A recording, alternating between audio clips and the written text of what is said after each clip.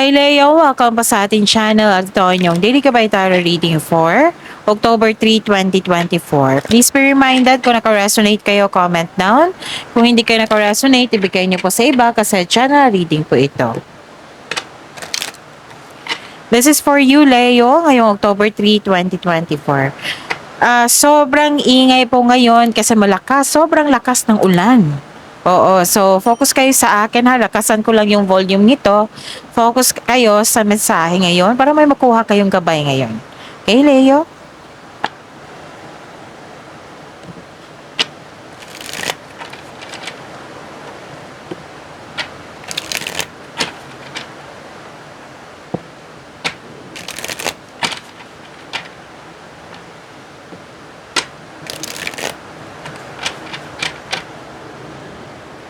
Para po ito sa inyo, Leo, ngayong October 3, 2024. Spirits Guide, mga ganap po para kay Leo ngayong October 3, 2024. I need 3 cards po.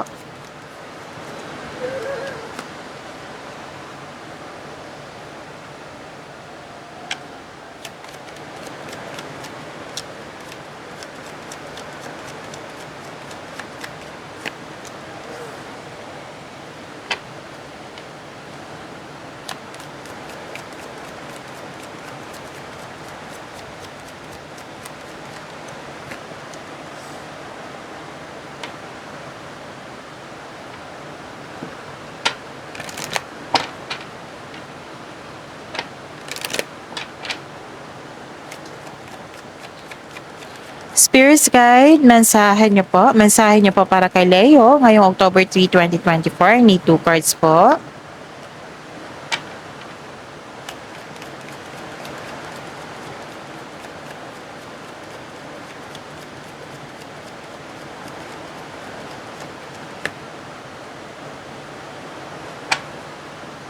Okay. Leo, ngayong October 3, 2024, may nakikita ko ditong wow, this is blessings. Naka-receive kayo ng blessings. Nakatanggap kayo ng blessings ng hope and healing. Maraming ideas. Parang nagre-research kayo dito para may makuhang clarity. Nakikita ko rin dito yung awards, fame, recognition, nakilala ka. Yon. Nakikita ko rin dito na may ganap na party, pwedeng reunion, pwedeng meeting, special event, public event, yes. Nakikita ko rin dito na mas lumawak yung ambisyon mo sa buhay, nag-update ka kung saan ka na ba sa goal mo sa buhay. Nakikita ko rin dito na natuklasan mo yung tao na hindi totoo sa iyo. Oo, natuklasan mo na hindi siya totoo sa iyo. Kasi mataas ang inyong intuition. And ang message, wow, luck is on your side. Claim nyo to, Leo. And what do you need to release? Is it old emotions or ano pa? So, yan yung question ng card nyo. What do you need to release, Leo? Spirits Guide, ano po yung energy ni Leo ngayong October 3, 2024?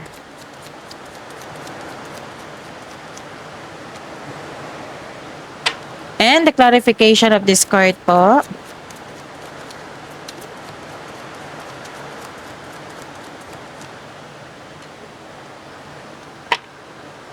Okay, Leo. This is a daily reminder. Panoorin nyo po yung last 4 days Gabay Tarot reading nyo po para hindi kayo malito, maguluhan, makalimutan. Para fair din sa mga bago subscriber natin na Leo na alam nila yung anong dapat gawin. Panoorin nyo po yung last 4 days Gabay Tarot reading nyo po. Like for example, napanood nyo ito ngayong October 3, 2024. Panoorin nyo po yung October 2, 1, September 30, 29. Kung may nakita kayo or narinig kayong repeating message, kailangan nyo po iyan bigyan ng atensyon. Kung maaari po, bigyan nyo po ng solusyon at aksyon. Again, calling the attention sa mga suki ko dito na Leo. Open na po inyong Matikabay Tarot reading for October 2024. So, message me for schedule. Maraming salamat po. You are moving forward. So, this is a clarification of your card here na may hope and healing. You are embarking on a healing journey. Magkakaroon ng balanse, magkakaroon ng pagkakaisa. May paglalakbay, pagpaalam, or posibleng may invitation na kailangan mong mag-travel. Yes. Oo. may nakita rin akong relocation dito, travel sa ibang lugar, lipat bahay, lipat work o bakasyon. Naghahanap ka ng solusyon sa problema. So, ang sabi ng card dito, maging mapagpasensya po daw kayo. Be patient, papunta ka na sa paroonan mo. You're walking away from toxic connection sa isang tao or toxic workplace, toxic place. Mismo ikaw nag-decide to help yourself to move forward. Mismo na ikaw ang lumayo para magkaroon ka ng healing. So, pwede din nag-vacation leave ka para makahinga. Ganon. And, nakikita ko rin dito na nagkaroon po ng dalawang card na po nagsabi dito na may travel. Kasi may sense of adventure dito or pagpaplano pa ito. Okay? May makilala kang mabuting tao. It might be ma-meet mo siya sa reunion, itong party na ito. Masaya ka ngayon kasi nagkaroon ng tapat na kaibigan. May bata or may younger person sa buhay mo na maaring ikaw ito na maraming plano sa buhay. Kaya nga may lumabas dito regarding sa inyong ambisyon sa buhay. Pwede din literal na bata, nakausap mo siya kung ano yung gusto niya na kurso sa college, goals sa life, trabaho na gusto, ganon. May parating po na good news, pwedeng direct ito sabi sa iyo or via electronic device. Okay, sobrang busy mo dito, oh. Spirit Guide, Career and Money po ni Leo ngayong October 3, 2024.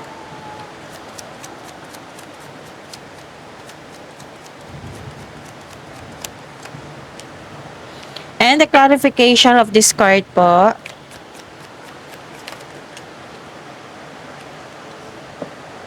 Okay. You felt trapped or sobrang stricto yung concern mo? Kaya nagpasya ka ditong to move forward. Actually, you felt trapped here eh.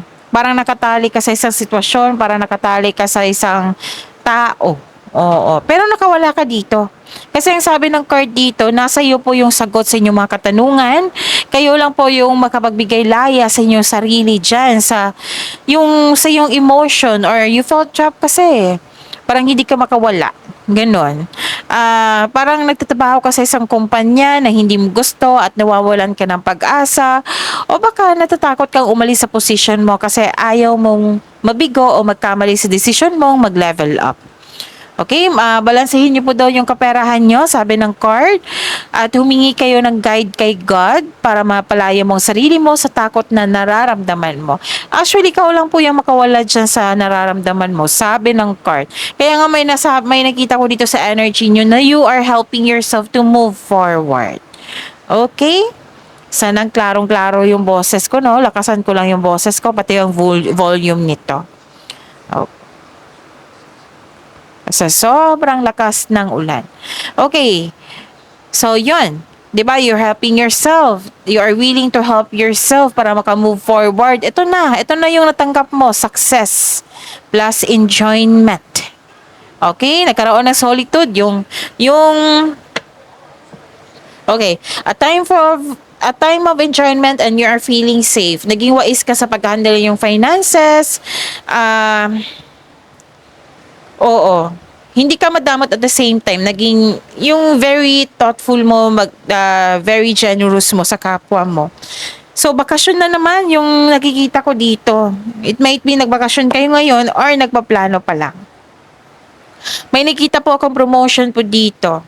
So, di ba may sabi dito sa card nyo na luck is on your side? May luck is on your side din dito. This is your lucky day. So, dalawang card na po nagsabi dito. Lahat ng tinanim mo, nagbo-bloom. Financial security is yours. So, deserve mo magbakasyon talaga kasi may na-achieve ka eh. Success plus enjoyment. So, you'll still be abundant. Okay. Take a break kung ikaw ay nagtatrabaho. Pero pagbalik mo, recharge ka na. Yung energy mo, work can wait, you still be abundant after a well-deserved vacation. Okay? Ang ganda. Spirit Sky, Love Life, Self-Love, Partnership, and Romance ni Leo ngayong October 3, 2024.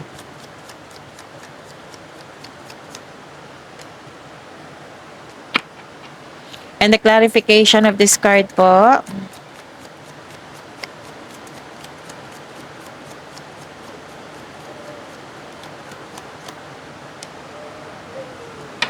Maraming salamat po sa patuloy na tiwala at suporta sa ating channel.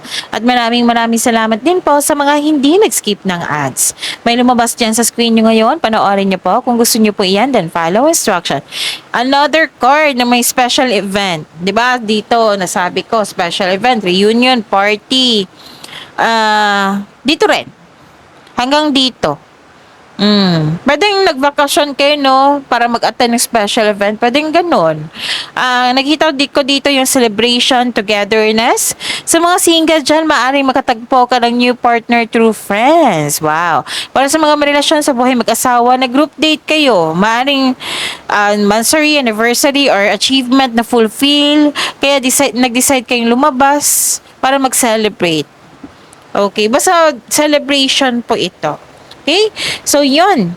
Ang ganda ng cards nyo ngayon, Leo. So, claim nyo yung mga blessings. Pagyamanin nyo, positive affirmation po ay kailangan. I am loved, I am blessed, I am healthy, I am successful, I am safe, and so on. See you tomorrow, Leo. Please like, subscribe, and click bell button for notification para updated po kayo sa daily tarot reading natin. Maraming salamat po.